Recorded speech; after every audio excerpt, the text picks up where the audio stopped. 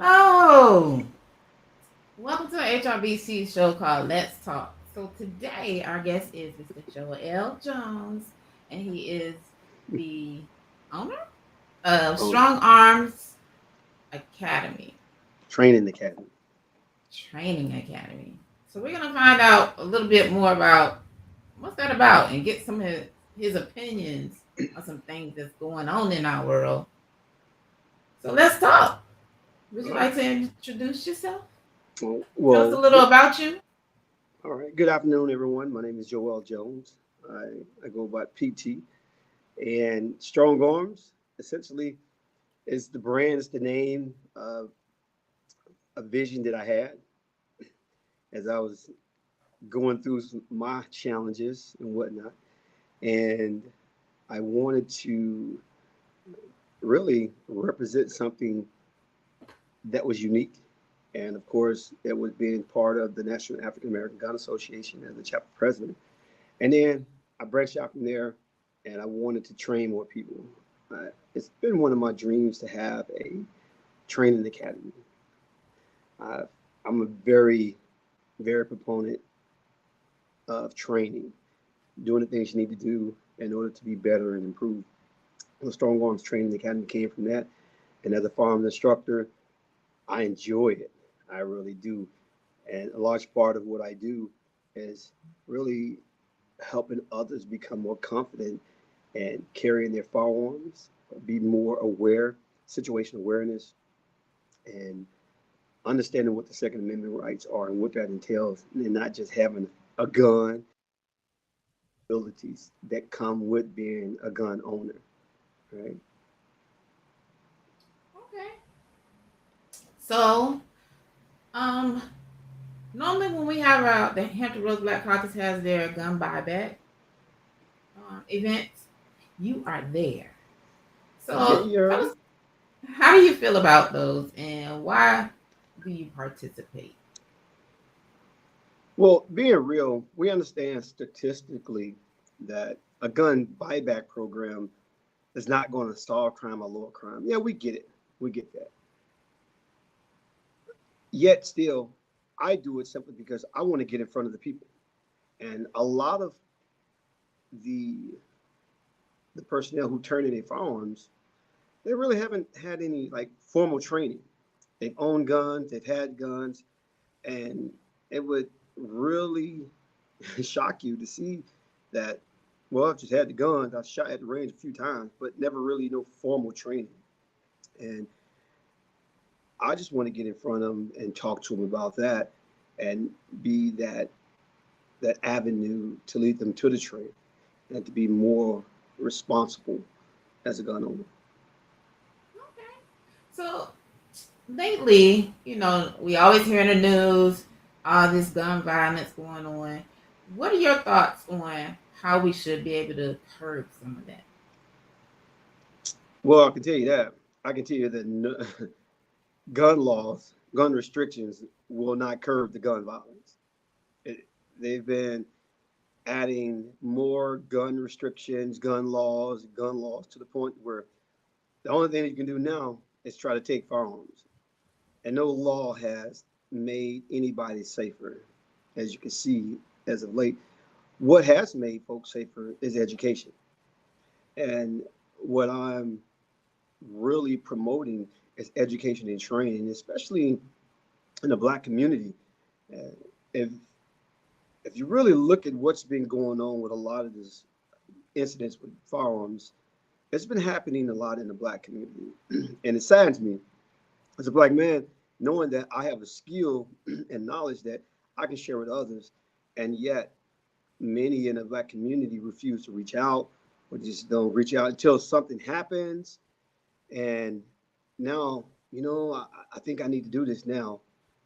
I mean, it's better late than never, but sometimes when you wait to the last minute, you're rushing to get something that takes time to progress in. One class is never going to help.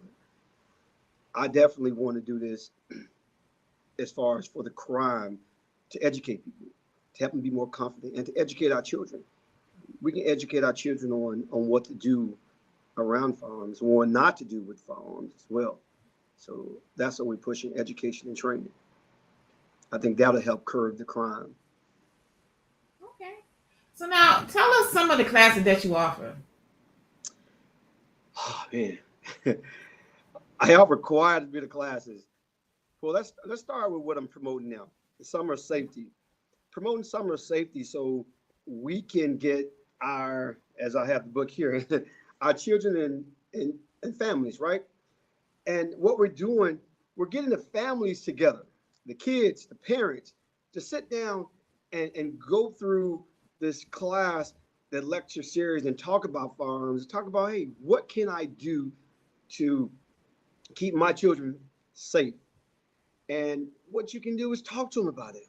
Don't isolate them from firearms because guess what? When you isolate, it makes it more taboo. Ooh, right? When you if you can compare it to driving, right? Kids look forward to learning how to drive, right? You drive in a vehicle every day, every day, every day. And you prepare them for that by giving them that experience and then you train them. You train them. Well, a firearm works the same way.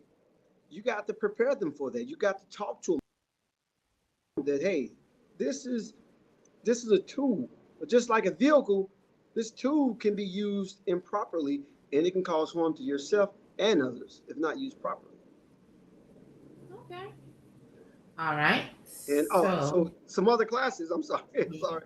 So that So classes. there's the summer safety, children and families, youth firearms classes. I also offer the concealed carry classes. The concealed carry classes is one of the popular ones because we get a lot of people and especially a lot of women. And I enjoy that. Come on in the door and basic, intermediate, and advanced handgun classes. And we also are using shotgun classes as well. Uh, Shotguns are, to me, are becoming more of the, yeah, to go to. Everybody, that's like the, oh, I like that sound, right?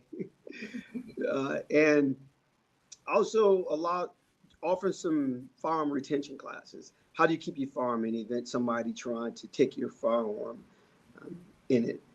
So those classes and a lot more of the classes and legal use of force classes. Legal use of force, pretty much, what are you allowed to do when it comes to using force with a firearm, lethal force, or let's say deadly force, reasonable force, right? What are you allowed to do? And we mix that in with simulation classes where we have actual scenarios and the students have to determine what's the best avenue to go. What route should you take? And you'd be amazed at how a lot of the students may choose something based on their emotion. And emotions don't count in court of law. Sorry. Well, actually, they do count if you do the wrong thing. So, and they'll count against you. So that's one. And also, we do. I offer a lot of these classes are free. We offer them to the public, just information-based classes to just to show them, hey, we're just not here to get you in, to get your money. I do want to provide a public service by offering these classes. Okay. So I got a question for you. All right. Recently, a neighbor of mine saw a bunch of children around, teenagers, older people, well, older children, teenagers around his vehicle. And he came out his house with his gun, waving it at them, telling them to get away from his truck. Is that legal? In the state of Virginia, that's illegal. Brandishing a firearm. When you're brandishing a firearm, you're trying to coerce or threaten, change somebody's mind through intimidation. And that's illegal. And that's under the Virginia Code 18.2, Tech 279. It starts there. And if you brandish a firearm in that manner, yeah, that's a misdemeanor charge. Class one misdemeanor right there. Okay, okay. Yeah. And you know, we have to also take into consideration the mindset of the children. You know, to use your example, you know, if the kids that are around his truck, maybe he could have came out and said, "Hey guys, what y'all like that? Y'all like that truck? I'm gonna tell you about this truck." You know, just because you really want to know what's the reasons behind the kids being around the truck. So he comes out in a very intimidating manner. So what do you think the kids are going to do? They're going to come out in a very intimidating way. You know, so you got to be careful how you got to pick those battles. Yeah. All Yeah. right. All right. Man, that's So, crazy. got Two another versus four, question. we the foe. What's that? So, a lady was leaving Walmart, going to her car, right? Hmm. A man was following her.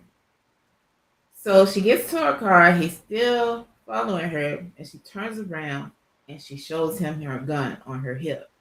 Is Okay. that legal? All right. So in the state of Virginia, when you're talking about, and I'm not an attorney, but I'm reading this on cases. If if you're the person that's feeling threatened, right, and you, you have to, nobody can say, "Oh, threatened," then you want to do what's necessary to mitigate the threat. And I'm speaking specifically toward women with this. If that's what she felt she had to do because this person was following her, then she had to take the necessary actions. Okay, she basically displayed her firearm, right? Because this guy was following her. What she should have done after this, called 911, because this person could have went and dialed 911 and said this woman brandished a firearm and threatening me and whatnot. And then you give a description of the person, so the police can maybe pull up on them, question them, but never leave it to the perpetrator to call 911. And that would be my recommendation. And that's what we train in our legal use of force training. All right. And that's a perfect example because that was actually one of the examples that I utilized, is that if you're feeling threatening and you're feeling threatened and you see that this person is still pursuing you, okay, at some point you're making that decision where now you brandishing your firearm, because she brandished it, even though she didn't take it out, because it went from covered, concealed, now to uncovered, right? So the courts would more than likely probably say you brandished the firearm, even though you didn't take it out, but you kind of brandished the firearm, right? And why did you do it? Because you felt threatened. This guy kept following me to my vehicle, right? So if you're ever in a situation like that, always dial 911. Always dial 911. All right. Just call the police and give a description of the person so they can go look for them. Okay. All right. Got another question. Say a person is traveling in their car with their gun in their glove compartment and they get pulled over. Is that illegal to have your gun in the glove compartment without a carry with a without the concealed weapon cert? So going back to that code, 18.2 Tac 279, Virginia. In Virginia, if you do not have a concealed carry permit and you're traveling in your vehicle, it must be in a compartment or a case that closes. So that could be the console, that could be the glove compartment as you stated, or it could be a gun case that's closed, right? And if you do get pulled over, you are not, obligated to inform the officer that you have a firearm, right? So just understand it. Now, if you get pulled over and the officer sees the firearm, right, and you don't have a concealed carry permit, then guess what? You're gonna get cited. They're probably going to take your firearm. You got to show up in court, and it's a strong possibility that they're going to destroy the firearm. All right. All right. All right. Well, tell us a little bit. I remember you showing like you have a membership. Tell us about that membership. Well, so we're rebranding right now, and we're looking to offer our members some perks. And it's funny that you asked me that because I was just just going through this. And what we're trying to do is and keep it local and bring those gun enthusiasts or our new gun enthusiasts, regardless of your age, bring you together and have a place where you can become more comfortable with the firearm when you're ready, right? And I do have multiple firearms available that each person can use. And what we're trying to do, we're trying to get members locally in the Hampton Roads area, offering classes, like free classes for members, like annual basic handgun classes, half off of all of our training with the Strong Arms Training Academy for our members. Um, Discounted continuing education. So if you take one class, right? Well, man, do I got to go? If I want to take this class again, do I pay the full price? No, you don't have to do that because you've already taken it once. Maybe you just want to sit through the class and roll with it from there. Um, we are partnered up with some of the brothers at Black Side Academy, and he has his own outdoor range out in Waverly, Virginia. So we're going to be taking quarterly range shoots out, the outdoor range events out there, or it may be monthly. It just depends how often the members want to go. Basic shotgun training, basic marksmanship training.